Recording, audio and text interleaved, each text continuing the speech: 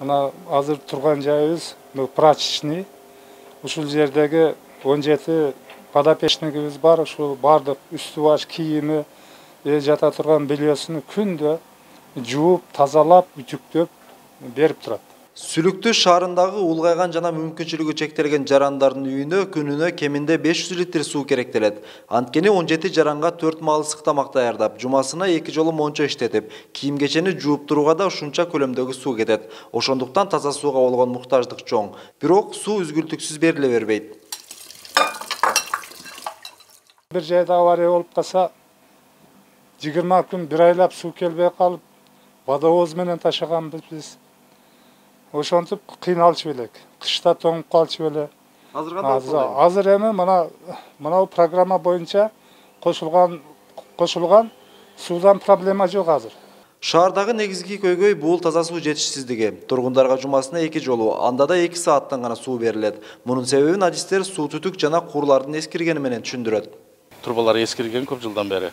Көчөлөрдө суулар агылып, анан көчөдөгү колонкалар сынык, ошол нерседен суу аз сакталып, ал жакта аз болчу эле да. Бул маселе эми чечилмей болуп, дүйнөлүк банк жана республикалык бюджеттен каражат бөлүнүп, 2018-жылы Аристин шаарларды өнүктүрүү долбоору ишке кирген. Анын алкагында Сүлүктүү шаарына үзгүлтүксүз таза суу жеткирилери пландалууда. Утечкалардын баары токтойт, көчөдөгү колонкалар жок болот. Ар бир үйгө кирип, суу эсептегичтер орнотулгандан кийин жабылат да, үнөмдөлүп, дайыма 24 саат бою суу берилет деген үмүтүбүз бар. Таза суу 45 чакырым алыстыкта жайгашкан аймактан келет. Ошондуктан бул аралыкка жаңы түтүктөр орнотулду. Мындан сырткары шаардагы ички курлар жаңыланып, суу кампаларда ремонт иштери жүргүзүлдү. 6 суу кампасы капиталдык ремонттон өткөрүлдү. Алардын ичинен 2-сү жаңы курулду. Бул 150 кубтук металл темирден болгон суу кампасы, анан 100 кубтук дагы бир темирден болгон суу кампасы бүтүрүлүп, бүгүнкү күндө ишке берилүү алдында турат. Анын долбоордук баасы 252 миллион сомду түзгөн. Биринчи фазасы 100% аяктап калды. Экинчи баскычында 60 миллион сомдук жумуштар аткарылып, мурда кошулбай калган аймактарга суу тартылат. Муну менен Сүлүктүү шаарына толугу менен таза суу тартылат.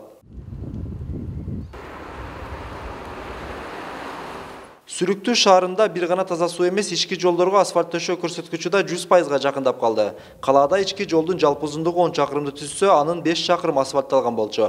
Былтыркы жылы да ички жолдорго көңүл бурулуп, оңдоого муктаж көчөлөр жаңыланды.